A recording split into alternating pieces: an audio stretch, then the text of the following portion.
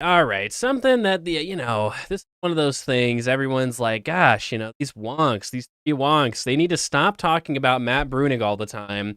They need to shut up about the Nordic countries. We get it, okay? Matt Brunig is basically, the GOAT, and also the Nordic countries are goated in terms of the best countries on the planet. We get it. We all agree with that. Even Micah, he won't admit it, but he thinks Norway's the best too. And so, well, the better question though is that these countries they are not our utopias, right? They are not our final end states. And so, what are the things that are missing from Nordic societies? What do they do wrong, and what are they not doing? What are they leaving on the table? And that's the topic that the audience voted on this week. Patreon.com/the three wonks. Vote in what we talk about on a week to week basis. How do we want to start with this, guys? Essentially, what is missing from the Nordic model, and what does the Nordic model get wrong? The only thing I would first add, and it looks like Micah got cut out as well, sorry. There is not one Nordic model. There are a bunch of high welfare, mixed economy with various levels of state versus private provision, but usually fairly high taxes and fairly high welfare. That's sort of what characterizes the Nordic quote-unquote models. And the other thing that's pretty unique is a very high unionization rate. There are a few other regions of the world which come close to that level of unionization. And in particular, the Nordics are notorious for sectoral bargaining, which is relatively rare throughout the rest of the world. Though, again, it's not universal within the 5 quote-unquote Nordic countries. Yeah, and I think that's roughly correct. I think oftentimes Iceland gets kind of put in its own category. I think in part because it's very, very small and has kind of a unique economy, but also it's it's small enough that oftentimes the data from Iceland just isn't, Iceland is basically a mid-sized American city in terms of population. It's like the equivalent of like South Bend, Indiana, if it was its own country. It's just a very, very small country. When we annex Greenland and annex Iceland, there will be somewhere for Mayor Pete to rule. Right. But no, I think in general, I think that we tend to think of kind of Sweden, Norway, Finland, Denmark as sort of the Nordic region and what they do. And that characterization is correct from SDL. You've pretty much got collectivization, welfare spending, highly robust democratic governance, and also very, very unionized countries as well. Big labor movements overall. And so what do they do wrong? I mean, I think that from my perspective, some of the things that the Nordic countries do wrong, their welfare systems could be more efficient. Obviously, on this show, we're big fans of cash benefits and UBI. A lot of the times in Nordic countries, the way that they distribute benefits, a lot of the times it is cash. So a lot of the times they will just give cash. They'll just put money in your bank account, essentially. However, what they do effectively is sort of like an adjusted gross income, I think is what it's called, where not adjusted gross income. It's a what's the word for it? A gross basic income or something. Basically, what they do is if you lose your job or if like you're lower income, they basically top you off. They're like, oh, okay, well, you're poor and we think you should be less poor. So we're just going to give you a certain amount of money that we think makes you not poor anymore, right? And obviously the problem with that is that in theory, it creates welfare cliffs and like these marginal tax rates and kind of distorts the labor market a little bit. So that's not great. That's one of those things that I think that the Nordic countries could probably do better on, just going to a universal system of cash benefits. Now, Micah, I'm sure that you'll have a lot to say about the tax policy of these countries. What are they leaving on the table? What are they doing wrong, Micah? Right. I think that mentioning the basically 100% phase out rate on their guaranteed minimum income is weird. I talked to Matt Brunig about this. He said, yeah, I don't really care. It doesn't seem like it's a huge problem. But I mean, you imagine there's some impact on the margins. In terms of the Danish tax, I'm going to talk about Denmark specifically. Or actually, this is true for all of them. They don't use the optimal tax mechanisms. They still have corporate income taxes. They don't use a destination-based cash flow tax as we like. They have a progressive income tax. They don't use a progressive consumption tax as we'd like. They don't use land value tax except for in Denmark, but it's not nearly as high as it could be. They don't all have carbon taxes, although I believe Sweden does. There's some other Progovian-style taxation mechanisms they could be using. I think another point that's important to note is they have really, really high tax rates. And we know that there is a certain amount of labor elasticity to taxation. Whenever you tax people more for working, they're going to work marginally less. They're also going to work less higher income jobs, right? So if you think about it, if the gain from upskilling and doing a harder job is lower, well, less people are going to do it. And so that tax wedge can have an impact there. It also can have an impact on your effort. Sometimes people will work very hard for a promotion and a pay raise. Well, if that promotion comes with less of a pay raise because a lot of it's going to taxation, people will work less hard, right? So you see modern estimates of the elasticity to labor taxation is like 0.2 to 0.3. It's actually pretty significant. And so I'd say that their tax rates are a bit too high. They could lower them significantly by having a full land value tax. But even then, we might want to lower them just a tad bit more. Maybe they're a little bit too generous. There we go. And SDL, I assume that the Nordic countries, well, they're not nearly socialist enough for your taste. What are they getting wrong? What are they leaving on the table? So I know, actually, we mentioned Iceland. One reason that Iceland is often not put in the Nordic model category is because it used and still uses something like workfare, that many of their welfare benefits are contingent on getting or trying to find a job, which is something we hate in the United States, so we should hate it over there. In contrast, one of the things that I'd like about many of the Nordic model countries is that they have roughly universalist welfare, that you get something and it's regardless of your status in life. The goal, actually, and this is sort of what Econoboy said, I want them to be more universalist, right? Rather than having a means-tested income payment based on if you're really poor, just do a UBI. So Micah mentioned that there's a elasticity with respect to taxation. That elasticity is lower for losing welfare benefits, is my understanding, than it is for taxation proper. But it's still there. The welfare cliff effect is still going to be there. Actually, some say it's more because of loss aversion. So people feel worse whenever you take benefits from them than whenever you take money out of their paycheck. And there is some trials where you frame either they get $10 and we take $2 of the dollars, or they were getting $2 and they got $10, so we stopped giving them the $2. And people are more upset that you stopped giving them the $2 than taking the $2 out of the $10 that they got. That sounds a little bit complicated, but yet people actually really hate losing welfare. Yeah, and so that's a big deal, which is the argument for that these should be more universalist countries. That these countries have some of the most universalist welfare systems on Earth, but it's not enough. Okay, we're purists on here, and so many of these provisions should have their means testing elements either reduced or eliminated, and you should just tax people at the upper end. So there's an argument, actually, in my opinion, to disagree slightly with Micah, that if you're worried about progressive elements of this, you could keep the progressive income tax bits, but simply have universal welfare. And so it's topping up everyone. So you're still getting it even if you're rich. So there may be like basically the argument is if you want to claw it back, it's better to claw it back through taxes than through a more complicated welfare distribution. No, I agree with you 100%. For me, it's about the effective marginal tax rate. So that looks at the phase out of welfare and the actual normal taxes you impose. And I think it's really high, right? And so people can say, well, the growth rate in these countries is fine, right? It's 1%, 2%, 3% sometimes in a good year. But we're getting about similar growth, and we already know we've sabotaged our economy dramatically, right? We have ultra NIMBYism. You can't build anything. We're so inefficient. We have crazy welfare cliffs. And it's well, they have efficient states and really low regulatory burdens. So the fact that they're not actually just completely destroying us in terms of economic growth, maybe is a sign that this taxation is having a negative impact, right? Taxes matter too. So I think more efficient taxation would matter, but also there's probably some elements of fiscal waste here that if you eliminate would just allow them to lower their tax burden in general. I think that one thing that just to speak to what Econoboy said before we get too far from it, he said they're not socialist enough. The answer is, of course, yes. I like that Norway has been using its social wealth fund to build up more and more wealth, but it's only in Norway. The other ones aren't building any social wealth funds of any appreciable size.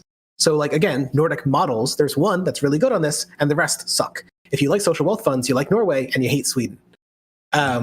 Similarly, even though these are some of the most income equal countries on Earth, which I think is probably good from both a productivity perspective and a political and inequality of power perspective, they're actually not nearly so equal in terms of wealth. They don't have nearly so effective wealth transfer mechanisms. So I believe it's something like the top 1% own 40% of the wealth in Sweden. It's not too far off from the United States. So the solutions for this, I think, we've talked about differences between, say, wealth taxes and DBCFT type impositions, or just using the social wealth fund to build up collective wealth, which belongs to everyone. But the gist of it is that I think that's a major problem, and only Norway seems to be socializing wealth whatsoever. So.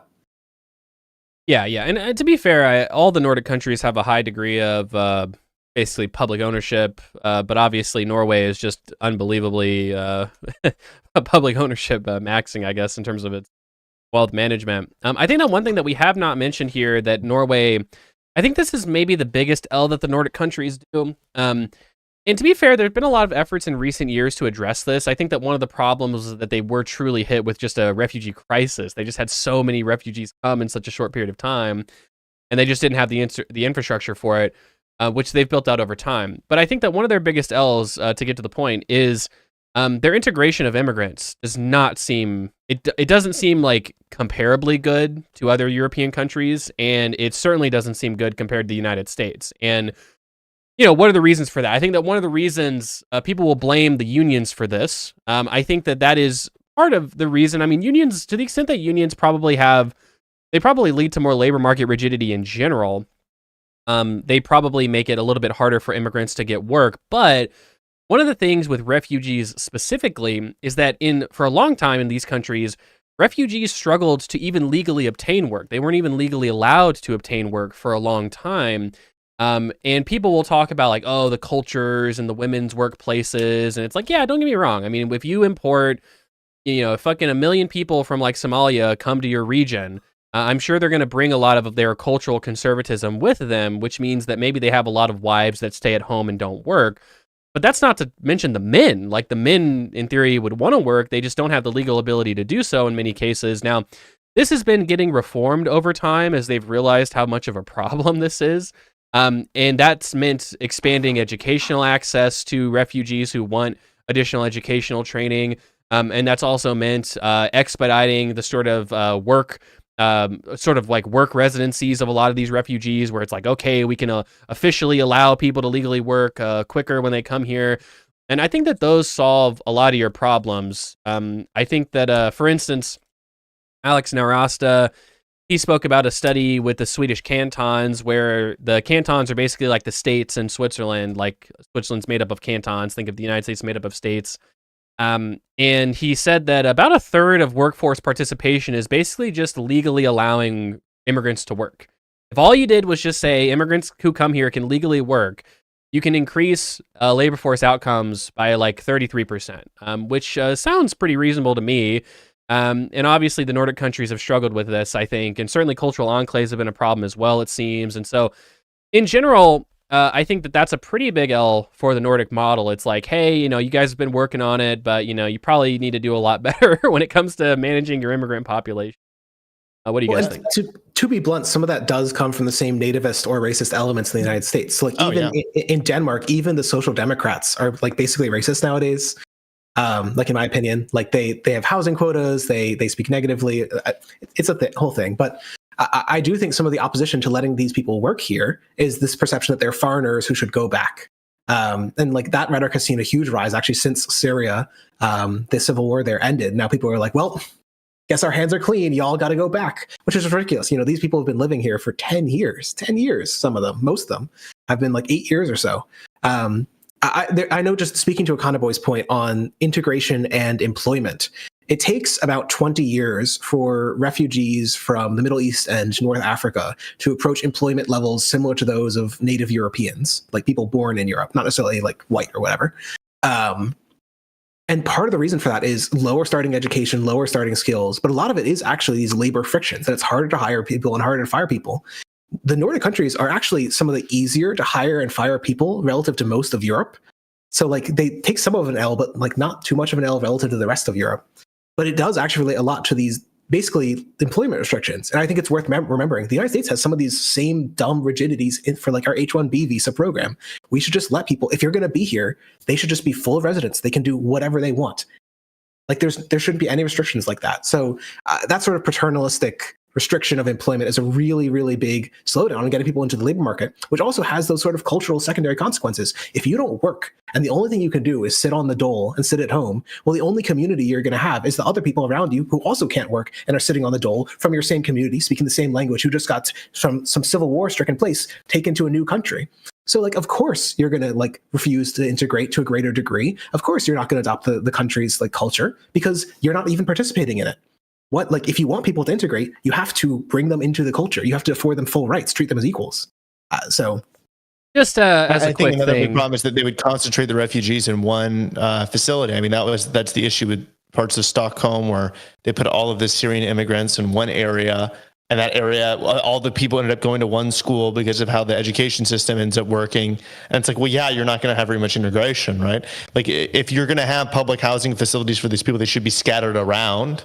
And you should try to make sure they assimilate. I know Norway, I think they send their immigrants to small, semi-rural Norwegian towns just to spend a year there or something like that to assimilate.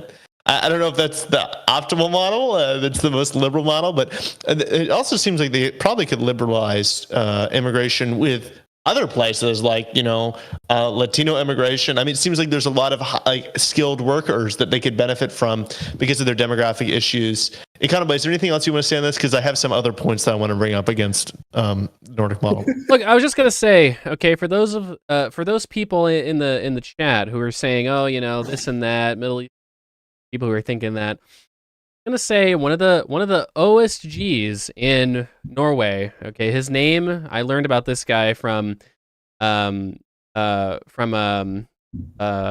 Jesus, what am I doing here? Lars Doucette. I'm just having such a problem remembering names nowadays. But Farouk Al Qasim, he's an Iraqi Middle Easterner who went to Norway. He actually was the founder. He was basically the ideological founder of their wealth fund.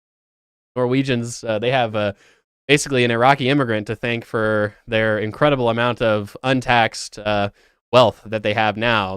Kind of a funny little fun.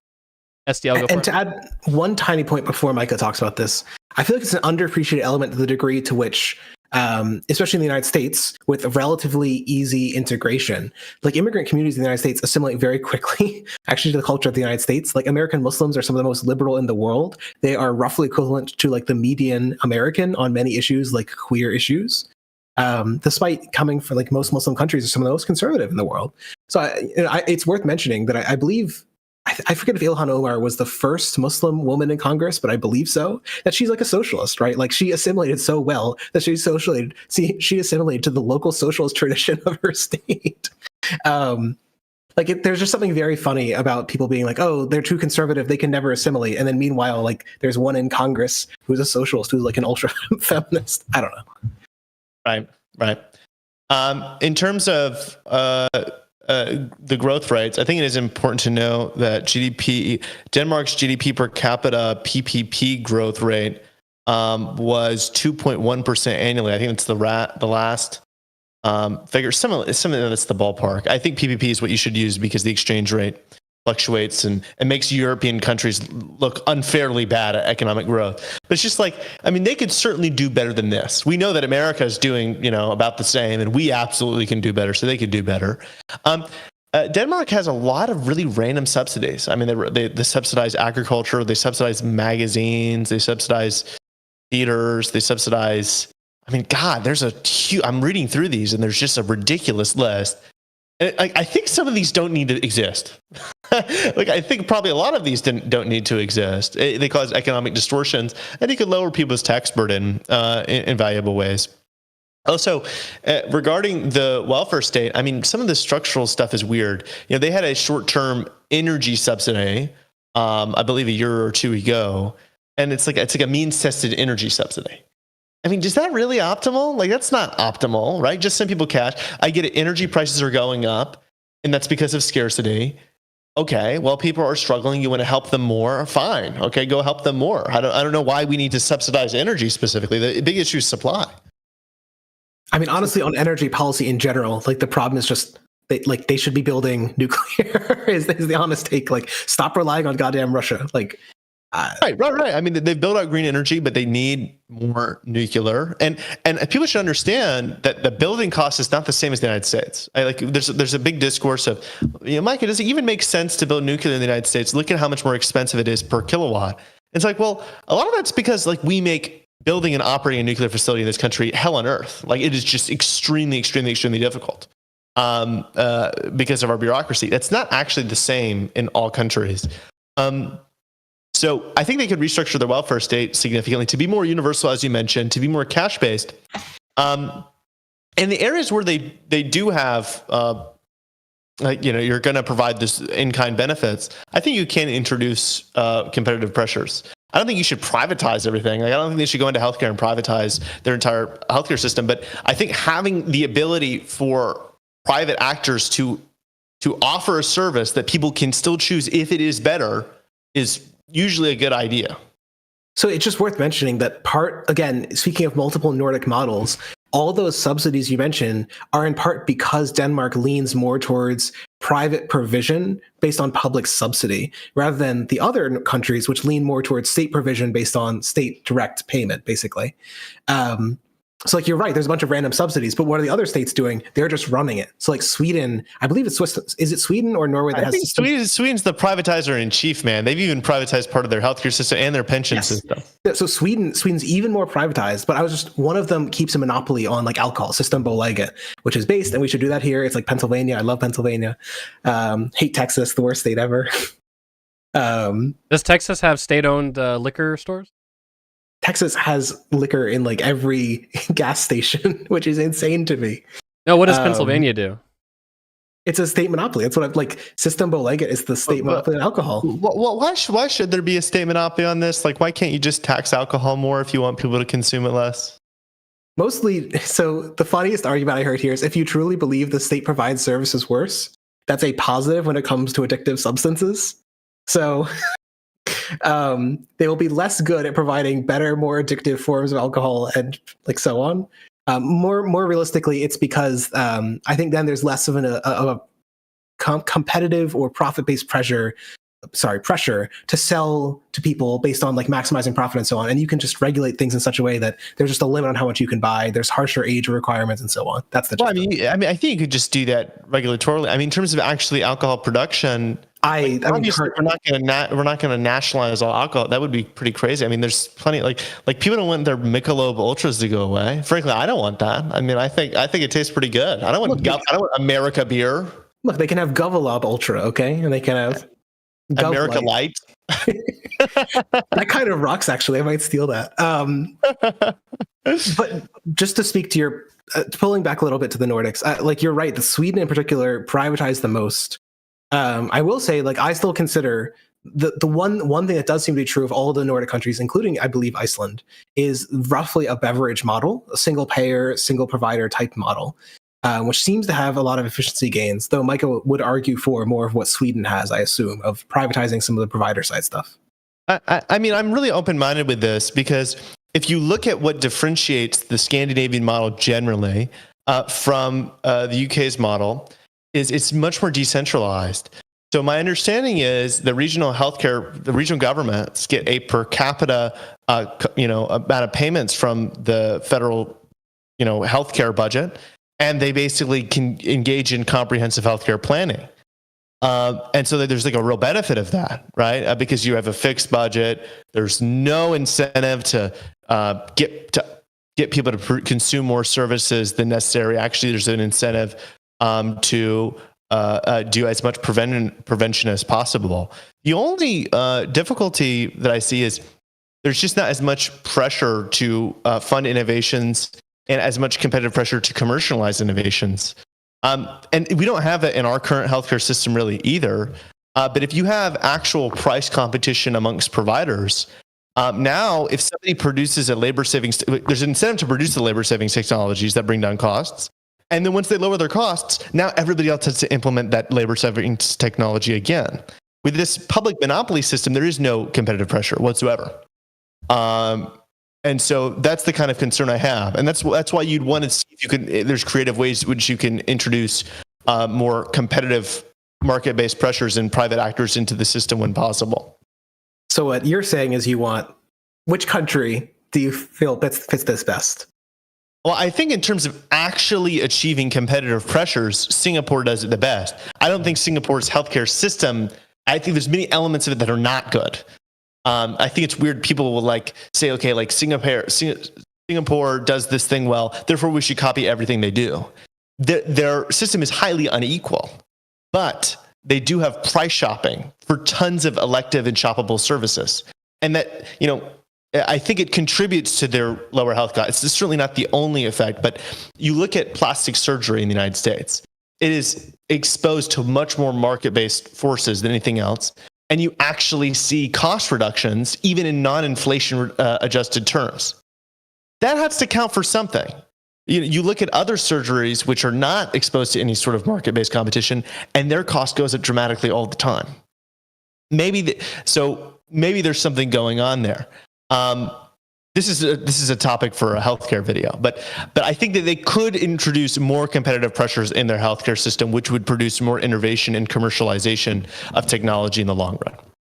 And I guess I think we have talked about this before, and I said I'm generally skeptical that a lot of the labor-heavy, more typical elements like primary care, physician care, there's just a lot of room for that kind of innovation, that it might just make more sense. Like simply having state provision through a single central provider, single employer, single payroll, all those things may be more efficient than whatever innovation you could possibly achieve in that area, especially because you're freeing up resources to go to other sectors where innovation may yield higher returns, is the gist of the argument. I mean, I think that you could still have a single payer with the competitive pressures, right? So like you could have like price transparency amongst a network of providers for shoppable services, like knee replacements. And then what the government can do is say, we're going to pay 80% of the cost up to this amount. You're going to pay 20% copay. If you find something cheaper, you save money. If you find something more expensive, you pay the difference. There's an actual incentive here, and there's an ability for new actors to enter, right? And I don't think that you need, I don't think the state monopoly has some sort of economy of scale argument that go ahead. Just the only argument is I don't think even if we adopted the model, it's not clear to me that you'd want patients to be the ones doing the shopping, because patients seem to have systematic uninformation. And although they do have an incentive to select the service they most prefer, they because of that lack of information, they're not going to be the best shoppers possible. It makes more sense to do many of those things simply through the state negotiator. Yes, we'll pay you, but we have the information on the outcomes of your policies, right? It's really hard to get that information fully across to some person. So how does the government create market pressures for somebody making a knee replacement surgery that's cheaper? It's not market pressure. It would be price pressure. It'd be that we will pay, whoever has the lowest prices, we will shift business over to them, right? Well, the thing, what they'll do is, they set the price. Nobody innovates because everybody can be offered that price, and they can't lower that price because then there would be inadequate access. Under your system, someone could just enter and be like, I would like to provide this. And the state would presumably have some probationary type thing. Hey, we're going to offer, people will go and test it out and see how it is, which is what would happen under the market anyway. People will try out something, even if there's no data on how well it works. How willing are you to go to a doctor who's never done a knee surgery before? Well, I don't know. Figure out what that is. They'd probably pay because they can make money off of it, right? So if you say, hey, I'm a knee replacement provider, I'm going to keep using this one because that's actually shoppable. I found a way to make this 30% cheaper. In the existing, in a market competitive system, you could start offering that. Now everyone's coming to you. You're expanding your business. You get a patent on it, whatever. You have all this financial incentive to do so.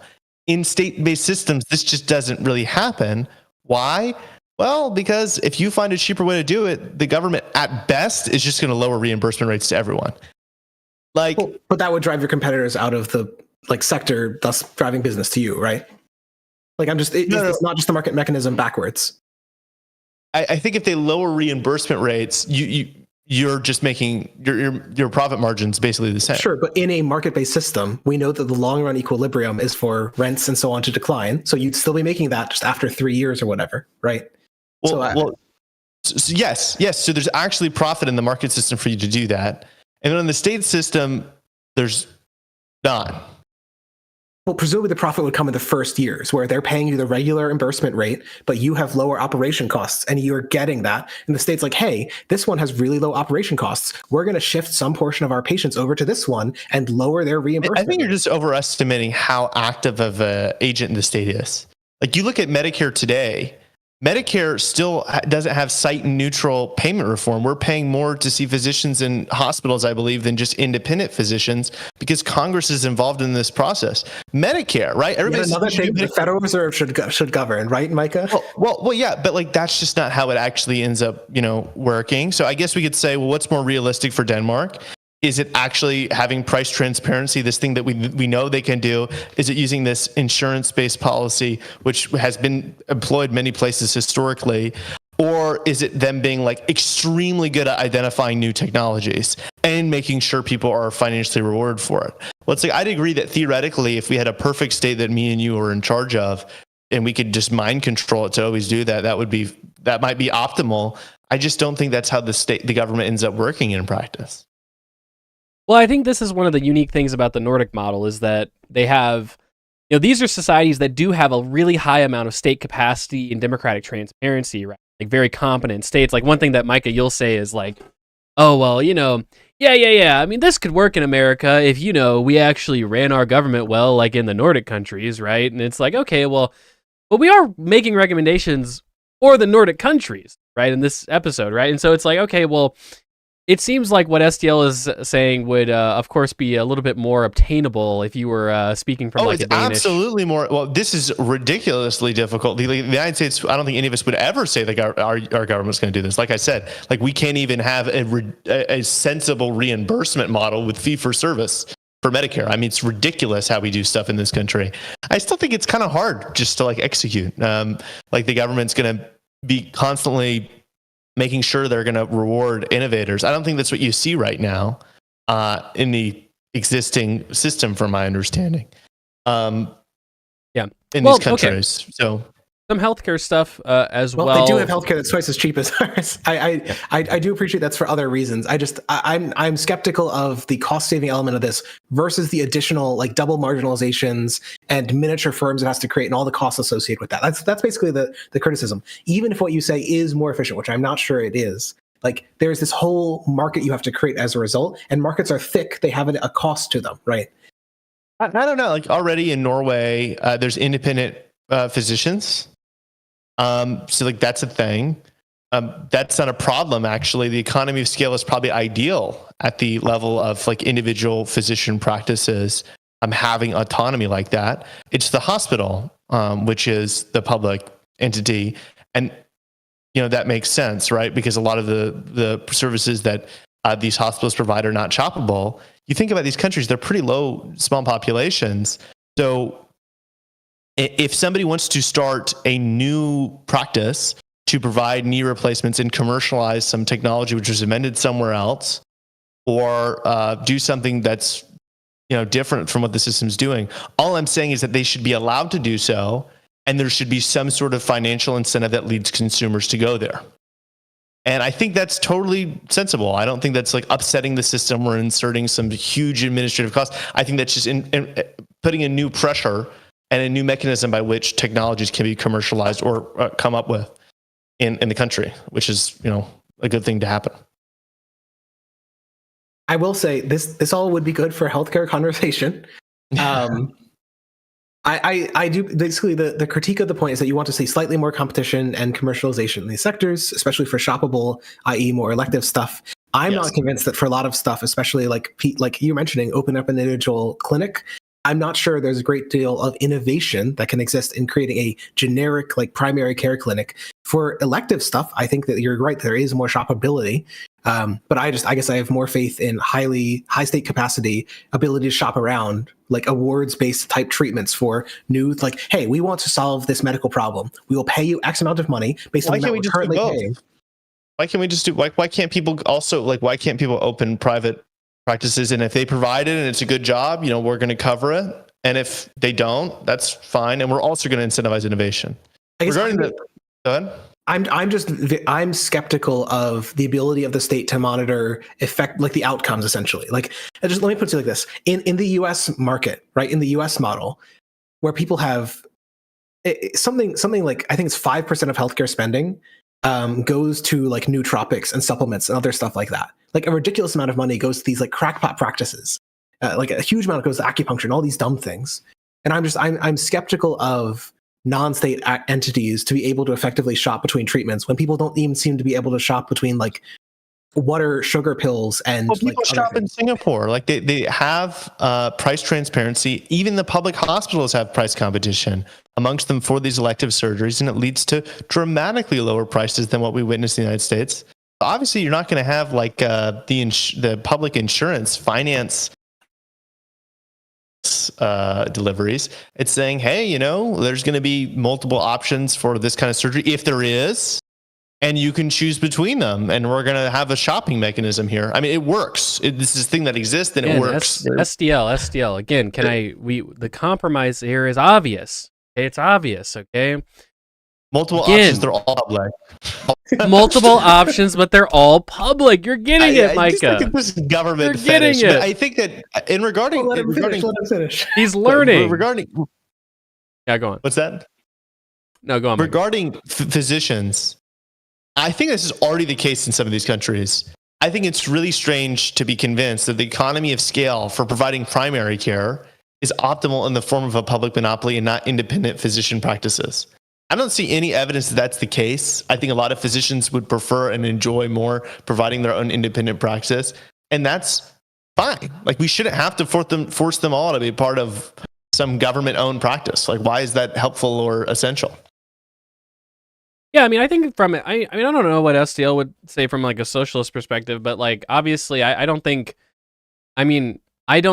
there is much offensive about the idea of allowing sort of like partnered physician entities to open up and provide like clinical services to people who would be paying in cash or would have some sort of like reimbursement scheme for from state insurance. But I think that as well, I think it's good to probably have some sort of like healthy skepticism of the role of the market and what the market can truly deliver to people in a practical sense, because when you inject market mechanisms, you're necessarily injecting inequality, right? I mean, not everyone's going to have access to the highest quality things all the time, which kind of sucks in a market system.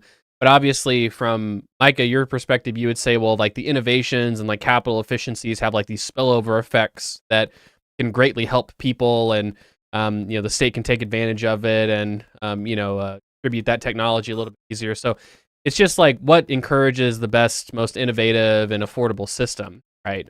I think the policy that I have here is just literally the option that things become better. I don't think there's any inequality impact. I mean, you might have some cost sharing, right? So we say, hey, instead of the government just fully financing the surgery, there's like this small copay you have to make.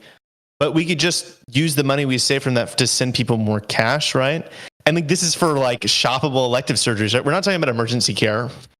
We're not talking about most care. Like this is just those really expensive surgeries which increase cost a lot. And it's like, well, if somebody comes up with something better or something cheaper, that they should be able to offer it. And we shouldn't have to wait for the government to introduce it, because sometimes the government's slow. Sometimes the government's not going to introduce it. And so allowing private actors to introduce it and benefit from that introduction makes sense, in my opinion. But hey, maybe a rabid neoliberal.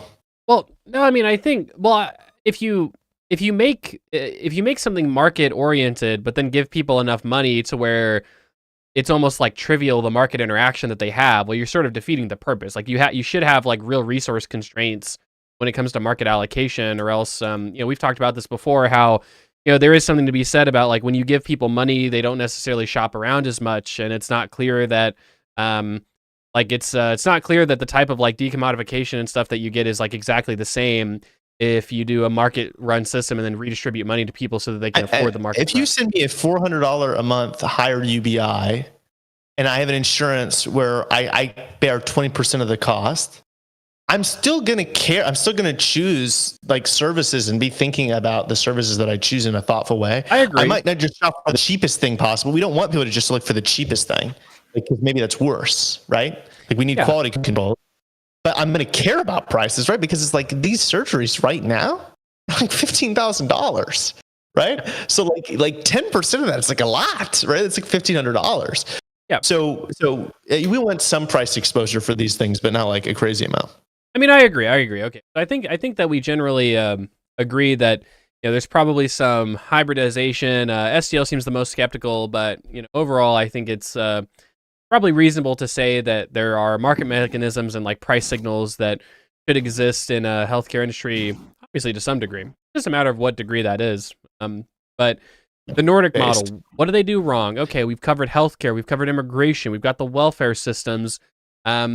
Anything particular else that we want to talk about that the Nordic model simply gets wrong, or that Nordic countries individually get wrong? I think they can introduce more labor savings technology. I think they can be more like Estonia. They can digitalize more things. Lightly better e-governance. 95% of countries, in fairness. It's pretty much almost everyone. Yeah.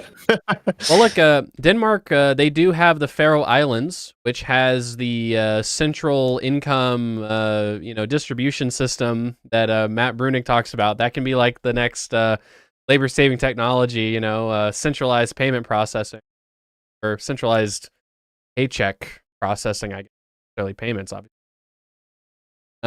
I think that would be a funny thing. I think Norway should end the wealth tax too. They should end the wealth tax. Yeah, their wealth tax does seem to have some mixed evidence associated with it. I don't know how big of a deal it is. SDL? I think there's mixed evidence around wealth flight in small open countries like Norway, but my understanding is that the wealth flight is, in my preferred estimates, the wealth tax leads to like evasion of wealth or underreporting of wealth by like something like 1% to 2%. So the main loss is going to be some sort of argument around efficiency. Like the amount of evasion seems to be relatively small. So is your estimate from the Nordic countries, or I believe it's from Switzerland, that like the higher quality, high income, high wealth countries generally have an easier time avoiding the wealth flight and the wealth evasion that we see. I mean, the higher estimates come from poorer countries with lower quality. Yes, in South America, there's a study. Don't do a wealth tax in South America. Insane levels of just avoidance. But I think that from my understanding, there's flight, right? And like, there's a lot of flight that happens in these countries, which leads to the revenue estimates being taken down dramatically. And the argument the leftists have said is, well, we'll just do it differently this time, right? That's like, well, they didn't do it differently there. They haven't. They have this really small wealth tax, 0.9%. They're proposing we cut it. It's on an inefficient base, which is people's accumulated capital assets, disincentivizing capital accumulation. And it incentivizes people to not live there if you're rich. It's like, well, that kind of sucks, right? Like, why would we do that? Why would you have this administratively costly, poorly assorted tax for its tax base that also has this flight problem? What's the case for it? So just to be clear, the flight problem presumably exists for all taxes, like just period. So the question, like one of the things that's not so clear about this is people will point to the flight of rich people from Norway. It's not clear how much of that is just people leaving Norway because they're high income in general, and Norway is a generally high tax environment. In the United States, which is more useful because there's sort of a unifying federal construct and then there's states underneath it. For income taxes in particular, there's fairly low flight. Like the estimate of the elasticity of movement with respect to income is like closer to 0.00 than it is to any like positive or negative number, is my understanding. So I guess all I would say is I am less concerned about the negative effects there. I would be actually more concerned around like the costs of not having universalized welfare or like tax systems which are appropriately structured for that than the wealth tax, and especially because it's so small. Now, like if you're like, that's the point. what's the freaking point of doing this thing, But actually, I think traditionally in Norway, it's kicked in much earlier than any of our wealth tax proposals would. So that's the second problem, is that they have really low floors, but it should be really high floor. If the point of this is supposed to be, let's say you got wealthy in some way without paying your full share of taxes because something you did was able to get through because of like some sort of tax avoidance. How do we claw it back? Like that's essentially the way I've come to think of. That's actually happening in Norway. You're already paying over a 20% VAT, which is that. It's in American so tax, else, right? It's like 33%. You're paying your income taxes. There still is a capital gains tax and there's a corporate tax. I mean, at this point, if you're avoiding it, what the hell are we talking about? And if they are avoiding, why don't we just fix that instead of having this tax on accumulated assets? Well, that's the argument, is that so I don't know enough about Norway's tax situation to say whether they're using the loan avoidance type that we see in the United States. But my bet is that they are, because there's extremely wealthy people in Norway who have also financial assets. They have a very well-developed capital market. My bet is that they're using a lot of the same stuff. You don't pay the capital gains if you don't realize it. You don't pay income if it's not income. And so my bet is there's a lot of people who are able to avoid taxation in the same way. Now, if you want to talk about consumption-based taxes and DBCFT as resolving that, those would resolve it going forward. But let's say you wanted some way to make people pay back for the taxes they didn't pay in accumulating their wealth. You might just need to go for the wealth directly. I mean, like, I think this is a justice-based discourse of, like, you know, did people pay their fair share? But we're wonks, right? We care about the actual social impact. So, like, I don't really care about your justice-based analysis. Like, we want full land value tax, which is basically expropriation of everybody who's a landowner, right? And we're not saying, well, distributionally, this is really terrible and unjust and unfair to everybody who acquired all this land by buying it. No, we don't care. Like, we care about the social outcomes. But I think, like, inheritance tax would be a lot better of an alternative if your goal is trying to solve long-term inequality than their wealth tax. And I don't think that Norway has a largely sized inheritance tax, from my understanding. Yeah, I mean, wealth taxation in general is, I don't know. I guess there's been one since 2014. Another Norway L. Yeah, some of it seems like, I think Sweden maybe got rid of, maybe they transitioned to like an estate tax versus inheritance tax. I'm not sure, but been some maneuvering in that regard in the Nordic countries and broader Europe for a little while now. Yeah, wealth taxes are a little controversial. Obviously, I disagree. I mean, obviously, what a reason to not be in favor of a wealth tax would be allocative inefficiency and like deadweight lost, but I don't know if that's a reason to say that wealth taxes are like always bad or they should never be enacted or something, because there could be other values that are sort of superseding. But well, and to be clear, like, the argument I gave for it in the United States is that I am terrified of the amount of wealth that the rich have. Like, it's not just a economic efficiency, it's a political inefficiency thing. I am terrified of Elon Musk. I'm terrified of the power he wields. And now, like, Mark Zuckerberg might be doing the exact same thing. Jeff Bezos might be doing the same thing. The guy who owns LA Times might be doing the same thing. You see, where they're changing their politics, and that's really scary to me. So I'd rather they don't have that power. SDL, you're using inequality, and that scares the neoliberal. Okay, so let me put it in terms that Micah might be able to benefit. I understand what the argument is. Well, let it kind of get his fancy words in. I was gonna say, you know, there's a negative externality associated with the distribution of wealth. You know, when you have like mega wealthy people, they result in antisocial outcomes. So I obviously care about this problem, and I've been very clear that I care about this problem. We should have much less inequality in our society, and it's a huge problem that Elon Musk is able to buy a social media platform and wage an ideological war in the world based on his own whims, right? The question is, what are the policy mechanisms that are the best way to handle this? I think, telling all rich people that they shouldn't invest anymore, there's really no reason. They should just consume all their money or donate immediately, largely for political purposes, is, I think, a bad incentive structure. And that's what these really expropriatory wealth taxes do.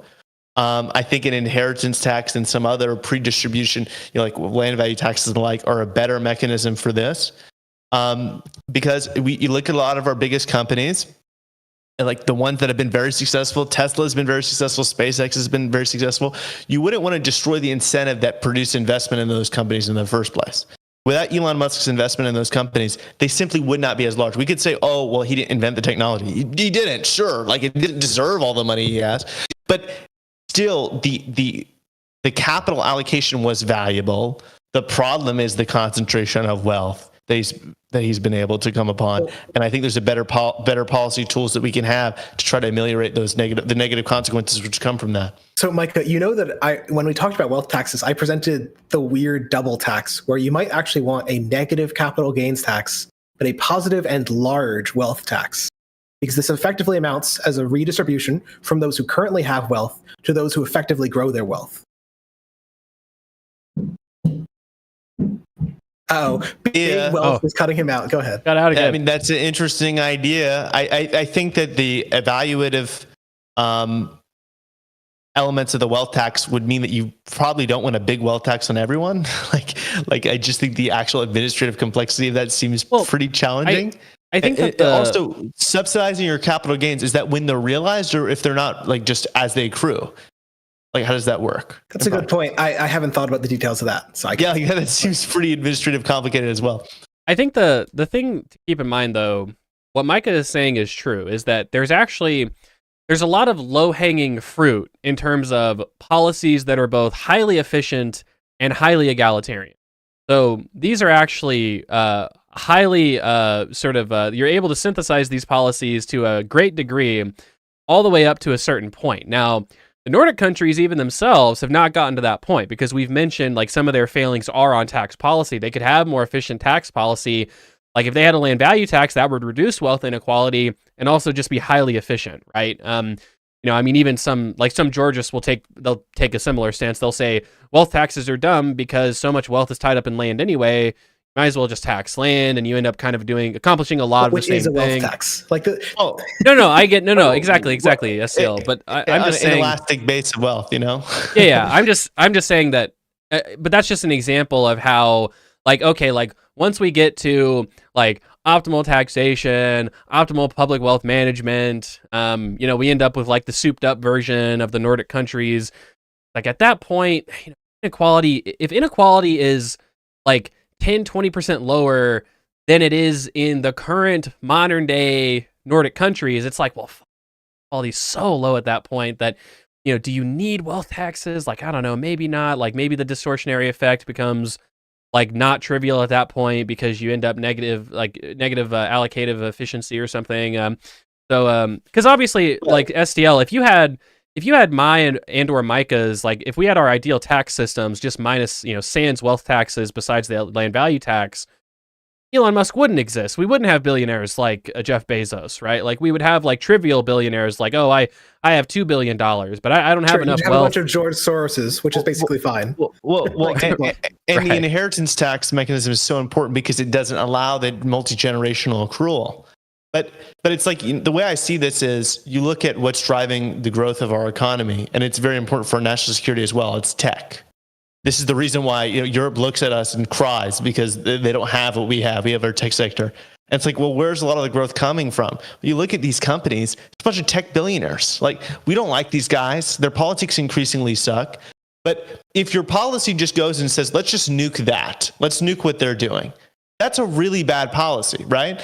And a 10% wealth tax, which is what Bernie was proposing, that absolutely does just nuke that, right? If you want to say a 1% wealth tax, maybe that's less extreme, but I'm less certain of this because if you have a negative tax on capital gains, and we might need to wrap this up soon. It seems like Mike has other engagements. If you have, say, a negative tax on capital gains and then a positive tax on wealth, you're actually encouraging that sort of investment, which is capital gains. Micah, do you need to head out in a hot second? No. There's people that are going to go work on the broken mirror in my bathroom. Okay, which is great. No big deal. Guys, the wealth that I've been invaded by Elon Musk. He sent his agents after me. Oh my God. My mirror's broken. I need to head out, guys. Yeah, we're about to hang up anyway. But guys, so in general, it sounds like in summary, some of the stuff that the Nordic policies get wrong. Number one, they don't go far enough under many of our ideological frameworks. What that means is more universal welfare, more cash benefits. The integration of immigrants is definitely a big problem that they've tried to address, but they probably just need to go further in several ways.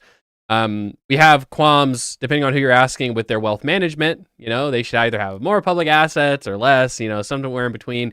And their taxation policy, I think we would all agree that their tax policy is not optimal in various, pretty significant ways, not having a land value tax and having these more distortionary forms of taxation relative to others. But overall, what we can say is the Nordic countries have their problems, but there is a reason why we look to them for so many great examples of what society can be. And they do offer a great, I think in my view, they still offer an excellent blueprint as to what the next step of many economic policies should look like for our own countries that we're speaking from in our own local and state policies as well. ST, it looks like you had some final thoughts before we wrap it up. No, I was thinking about Micah's question. I was just like, how would you do an efficient negative capital gains tax? And I wondered if you have to take like the natural log of the change such that you're rewarding people for the percentage gains they're making on their wealth. I don't know, but average econ master's student, you gotta love SDL. But no policymaker will ever understand that. But I think the moral of the story when it comes to Scandinavia is they are imperfect, but it's really awesome that we had to really struggle to think about the problems that they have. It just means that their politics and government is working to a certain extent. In our country, it's hard to think of something that works well, right? Like we can't build stuff. My understanding is that you can build stuff there, right? Like they actually build stuff sometimes, right? Like they're not drowning in debt. Actually, they have fiscal surpluses. My Lord, what would we do for that in our country? So, the Nordic model is not perfect, but it's not super terrible either, and that's that's more than a stone toss away from us. It's very good. That's pretty high praise.